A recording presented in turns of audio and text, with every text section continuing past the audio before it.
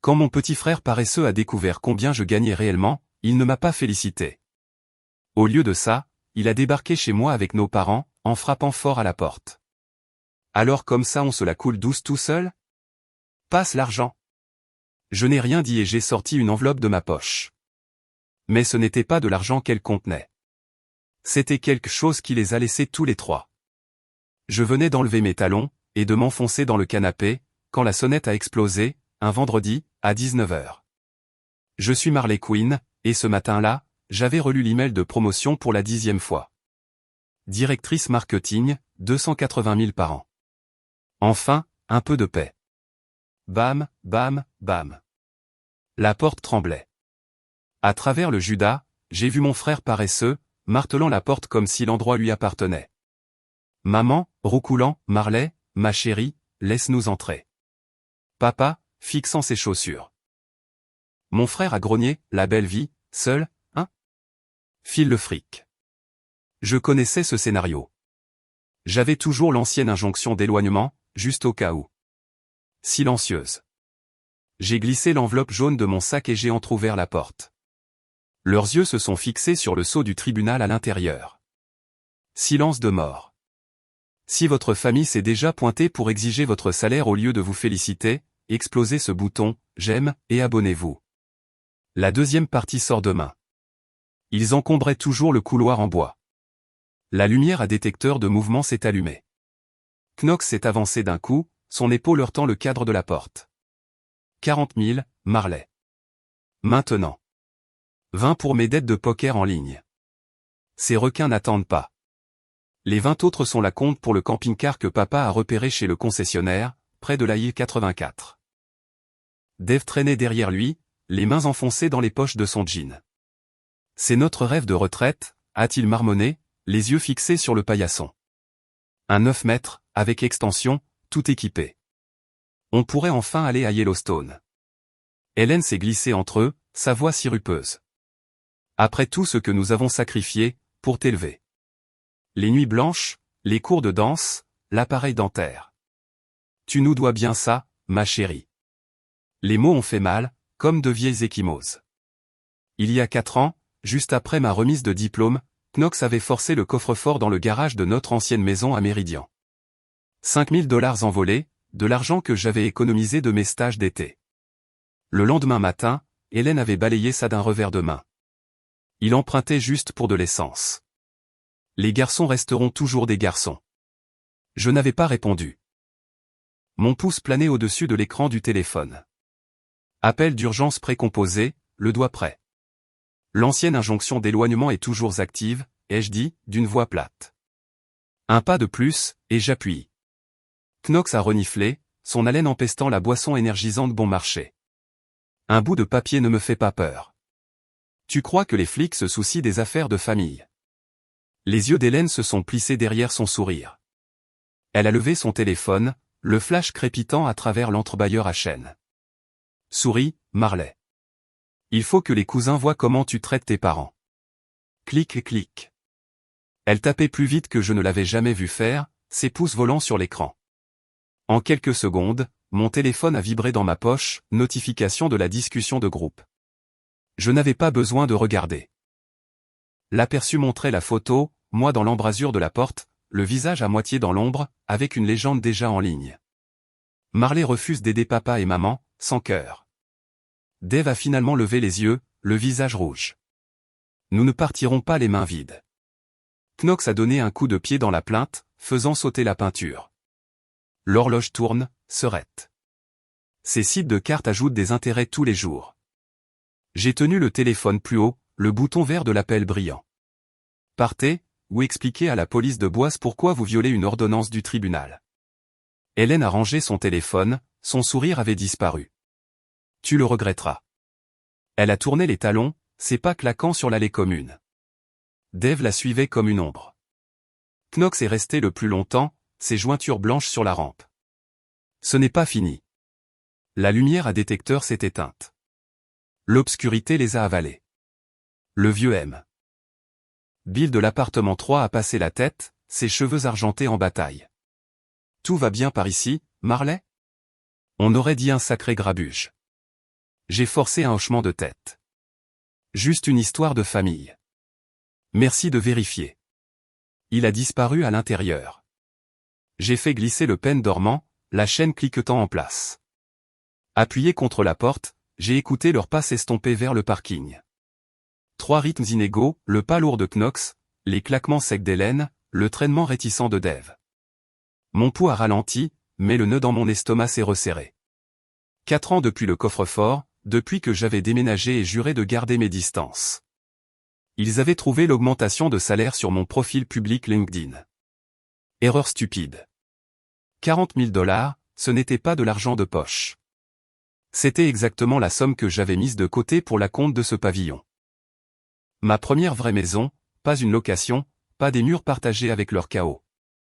J'ai posé le téléphone sur la table de l'entrée, l'écran toujours ouvert sur le 911. La discussion de groupe continuait de sonner, des cousins à qui je n'avais pas parlé depuis des années ajoutant des émojis durs sous la publication d'Hélène. Tante Linda, tellement triste. Cousin Jack, un peu ingrate, non. Je l'ai mis en sourdine. Le silence semblait plus lourd que les cris. La voix de Knox résonnait dans ma tête. Ces requins n'attendent pas, il avait toujours joué, en commençant par le football fantasy au lycée, pour passer à des sites offshore à 25 ans. Hélène excusait tout, systématiquement.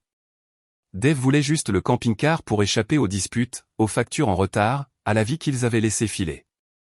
Je suis allé à la cuisine, je me suis versé un verre d'eau, mes mains maintenant stables. Le silence du pavillon m'enveloppait, le bois franc frais sous mes pieds nus, le léger parfum de la bougie à la lavande que j'avais allumée ce matin-là. Mon espace, mes règles. Mais la photo était là, la demande était publique, et Knox ne bluffait jamais quand il y avait de l'argent en jeu. J'ai posé le verre, intact. Demain, le bureau verrait les retombées, Sawyer suivait déjà la moitié de la famille sur les réseaux sociaux. Victor détestait les distractions. Les formulaires des RH attendaient dans ma boîte de réception, tels des champs de mines. Ils pensaient que 40 000 $ régleraient leur pagaille. Ils avaient tort, mais ils n'en avaient pas fini. Lundi matin, mon téléphone a vibré. Un SMS de grand-père Georges. Le message brillait. Ta mère a envoyé une photo. Elle dit que tu ne veux pas donner d'argent. Explique-toi, gamine. Georges avait toujours été mon ancre. Le père de papa. 78 ans, les mains marquées par des décennies à réparer des moteurs au vieux garage Ford sur Fairview. Il me laissait lui passer les outils sous les capots soulevés. Il m'avait appris les couples de serrage avant l'algèbre. Quand Hélène me punissait pour insolence, il m'emmenait en douce chez Dairy Queen. J'ai appelé Marley. Sa voix était rocailleuse, usée par des années de poussière d'atelier. Grand-père, elle déforme tout. Une pause. Des carillons éoliens tintaient sur son porche. Je ne m'en mêle pas, clic. J'ai posé le téléphone, face contre table. La discussion de groupe a explosé, les notifications s'empilant comme des briques. La publication d'Hélène était en haut de la pile. La silhouette de mon entrée, l'entrebâilleur à chaîne brillant. Légende, une fille abandonne ses parents menacés d'expulsion. Priez pour nous. Les réactions ont afflué. La cousine Mia a mis un emoji en pleurs. L'oncle Ray, les liens du sang sont plus importants que les bonus. Knox a enchaîné. Un clip vidéo a surgi dans mon fil, moi, marchant vers ma Subaru à l'aube, sac à dos se balançant. Sa voix off dégoulinait de venin. Grande sœur brasse des millions, petit frère dort par terre. Très classe. Les vues ont dépassé les 300. Des inconnus se sont joints au lynchage. Cadre pourri gâté. Le karma arrive. J'ai ouvert mon ordinateur portable au bar du petit déjeuner, ma tasse fumante, intacte. Slack s'est allumé. Sawyer, un email bizarre vient d'arriver dans ma boîte de réception. Je te le transfère maintenant. Objet, urgence, Marley Quinn refuse d'aider son père hospitalisé. Expéditeur, une chaîne de chiffres aléatoires. Corps du message, papa s'est effondré à la maison. Sa sœur Marley, la nouvelle directrice de luxe, refuse de l'aider. Partagez largement. En pièce jointe, la photo granuleuse d'un bracelet d'hôpital, clairement tiré d'une banque d'images. Sawyer avait fait, répondre à tous, à la liste marketing avant de remarquer le faux. J'ai retracé l'origine de la fuite. Mon profil LinkedIn, toujours public, se vantant de la promotion. Knox avait fait une capture d'écran de la page de l'équipe de l'entreprise, récupérant toutes les adresses du domaine. Classique. L'invitation de Victor est arrivée à 13h12. Pas d'ordre du jour. Le clip a dépassé les 2000 vues. Une ancienne collègue de mon stage m'a envoyé un message, « Cette vidéo est vraie ? Appelle-moi. » J'ai ignoré. Hélène a redoublé d'efforts dans la discussion, avec un emoji de main en prière, puis un lien GoFundMe intitulé « Sauvons la maison des Queens ». Objectif, 60 000 $. George a de nouveau texté. Ton père dit que la banque appelle pour les traites. Rien de plus. À l'heure du déjeuner, les commentaires du clip sont devenus brutaux. Des comptes anonymes, sorcière d'entreprise, j'espère qu'elle s'étouffera avec son bonus. Sawyer a appelé. Il avait mis l'email en quarantaine, mais la conversation était devenue virale en interne. L'assistante de Victor l'a signalé pour examen par les RH. Je lui ai dit d'inclure Claire du service juridique. J'ai raccroché. J'ai ouvert la discussion une dernière fois. Hélène avait épinglé sa publication à un sondage. Marley devrait-elle soutenir ses parents ? 82% de « oui ». J'ai appuyé sur « bloquer la discussion ». Le silence s'est abattu, mais les dégâts se propageaient. Le clip tournait en boucle, et la neutralité de George était ce qui me blessait le plus. 2 jours plus tard, une épaisse enveloppe se trouvait sur le paillasson. Je l'ai poussé du bout du pied. Manille, pas d'adresse de retour, le cachet de la poste de Boise. À l'intérieur, une assignation à comparaître de Dave et Helen Quinn. Ils réclamaient 60 000 $ pour un soutien familial continu, plus les intérêts. En pièces jointes, 3 faux reçus de frais de scolarité de l'Université d'État de Boise. Mon nom, tapé en police comique 100, avec des dates correspondant à des semestres que j'avais financés avec des bourses et des petits boulots de barista. J'ai photographié chaque page sous la lumière de la cuisine, puis j'ai envoyé le fichier zip à Claire. Objet, ils ont déposé une plainte. Sa réponse est arrivée instantanément. C'était prévisible. La phase de communication des pièces commence maintenant. Ne réponds pas directement. Le sommeil est venu, léger. À 6h12 du matin, la caméra de la sonnette a vibré, alerte de mouvement. J'ai vérifié l'application. Un Porsche vide. J'ai déverrouillé la porte. De la peinture en aérosol rouge dégoulinait sur le panneau avant. PAI ou crève, en lettres déchiquetées. La moustiquaire de la porte était lacérée, le grillage s'enroulant comme un ruban. Un post-it était collé à la poignée.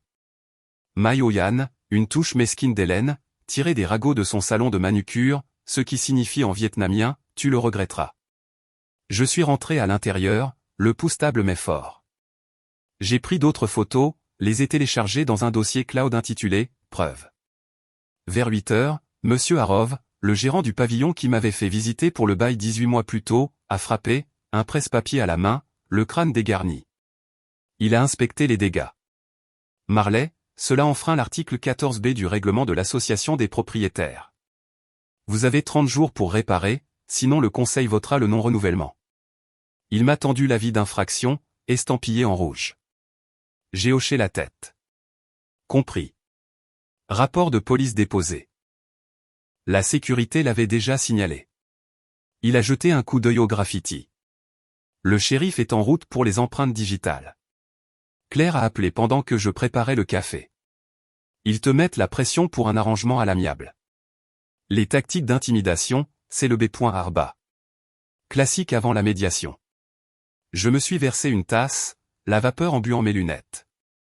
Les reçus sont ridicules. Mes vrais relevés de notes montrent 0 contribution parentale. Parfait. Nous allons contre-attaquer avec les relevés bancaires. Une pause.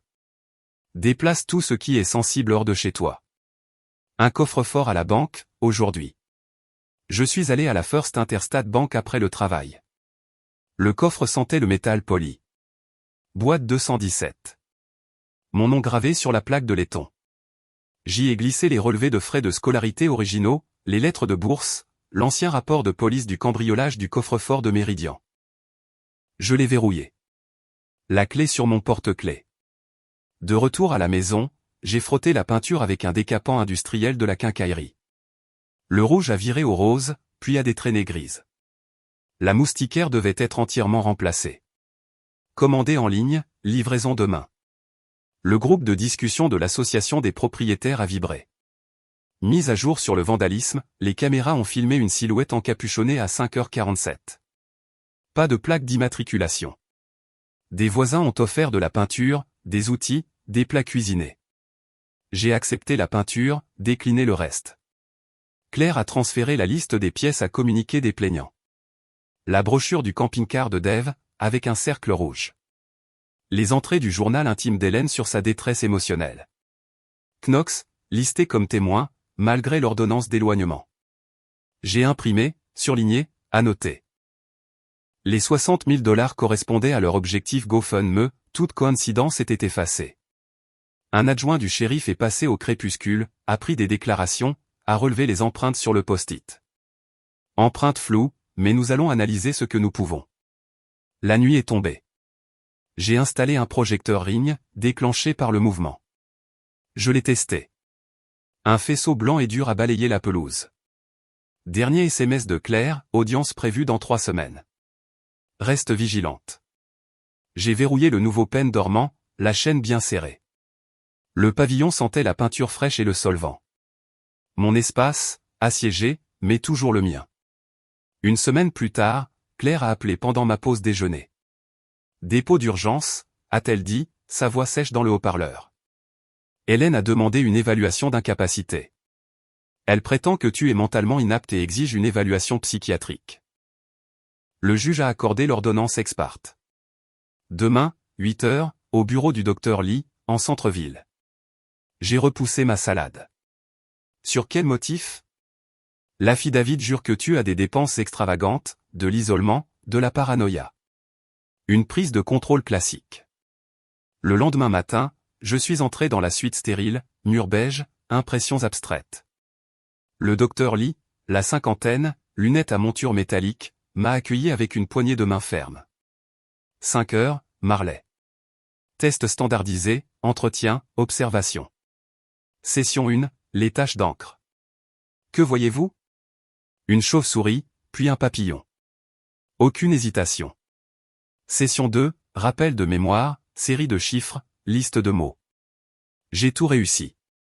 Session 3, inventaire de personnalité. 200 questions, vrai ou faux. Je sens souvent que les autres contrôlent mes pensées. Faux. Pause déjeuner. Sandwich de distributeur. Le docteur l'y observait de loin. Session 4, entretien clinique. Relation familiale? Distante. Antécédent d'exploitation financière. J'ai récité les faits. Pas de larmes. Session 5, simulation de stress. Une crise hypothétique. J'ai priorisé, délégué, suis resté calme. Le docteur Lee a fermé son carnet. Rapport dans 3 jours. Je suis parti, épuisé mais intact. De retour au pavillon, j'ai arrosé le nouveau gazon, rejouant les scénarios dans ma tête. 3 jours plus tard, un email de Claire, avec en pièces jointes les résultats de l'évaluation. Conclusion, aucune preuve de déficience cognitive, de trouble de l'humeur ou d'incapacité. Madame Quinn fait preuve d'une fonction exécutive élevée. Le soulagement m'a envahi, mais il fut de courte durée. Ce soir-là, un numéro inconnu m'a envoyé un SMS. J'ai vu le procès sur le forum du Boise Weekly. Maman a aussi menti sur les frais de scolarité. C'était Jenna, ma sœur aînée, qui avait disparu à 18 ans après qu'Hélène ait imité sa signature sur un prêt automobile. Une adresse à Portland, 10 ans de silence. J'ai répondu. Des fichiers de preuves ont afflué, cette photo. Des reçus de casino, du Bellagio, à des dates qui coïncidaient avec ma 3e année d'université. Total, 18 000 $. Un selfie d'Hélène à la roulette, des jetons empilés, un large sourire. Jenna a ajouté, elle t'a dit qu'elle avait payé l'université de Boise. J'ai trouvé ça dans la sauvegarde de ses anciens emails. J'ai tout transféré à Claire. Un témoin en or.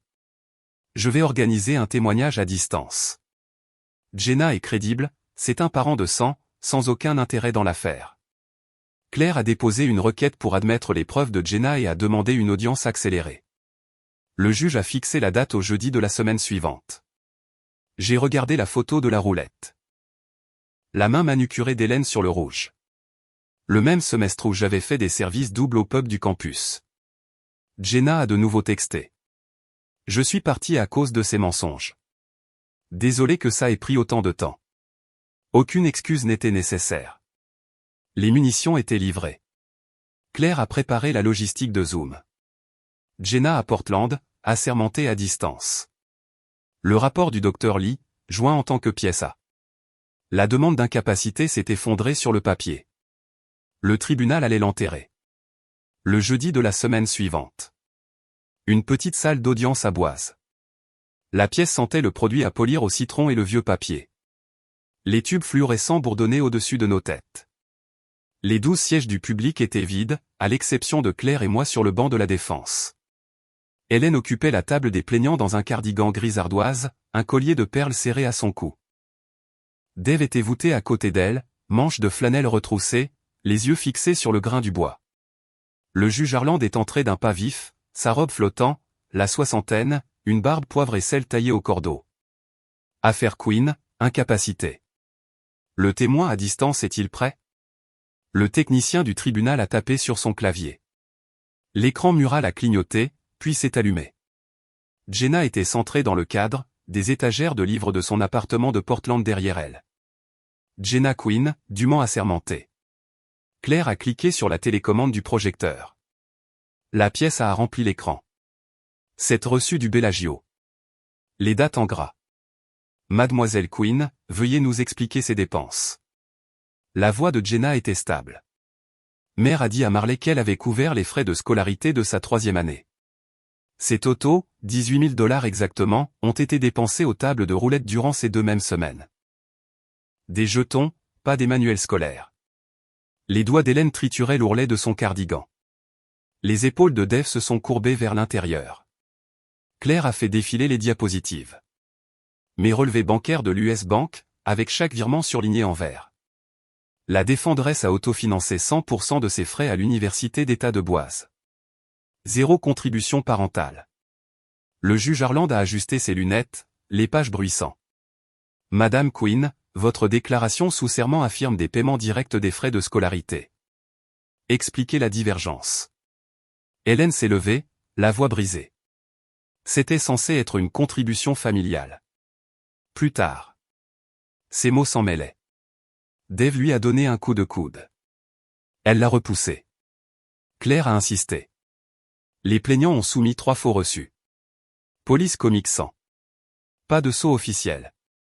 Nous demandons le rejet de la plainte et des sanctions pour mauvaise foi. L'avocat de la partie adverse s'est levé, la cravate de travers. Votre honneur, la détresse émotionnelle. Harland a levé une paume. La détresse ne permet pas de fabriquer des documents. Le marteau est tombé. Requête rejetée. Il a signé l'ordonnance.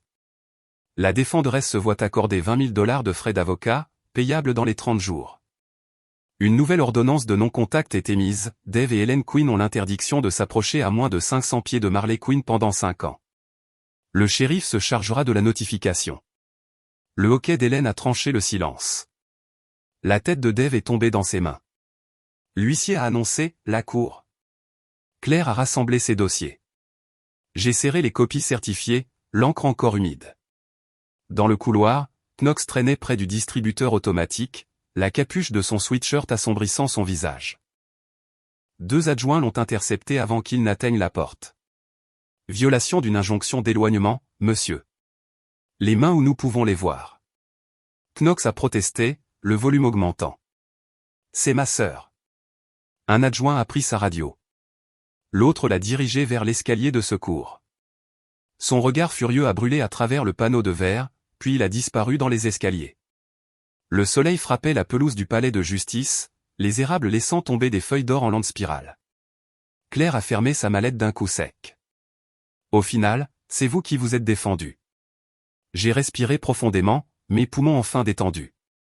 Victoire, tamponnée, scellée, et livrée. 8 mois plus tard, j'ai tourné l'embout du tuyau d'arrosage dans mon nouveau jardin. L'eau formait un arc au-dessus du jeune pommier que j'avais planté au printemps, ses racines s'agrippant maintenant à la terre de l'Idaho. Le pavillon derrière moi brillait, fraîchement repeint. Pas de traînées rouges, pas de moustiquaires lacérés. Ma promotion au poste de vice-présidente a été officialisée le trimestre dernier.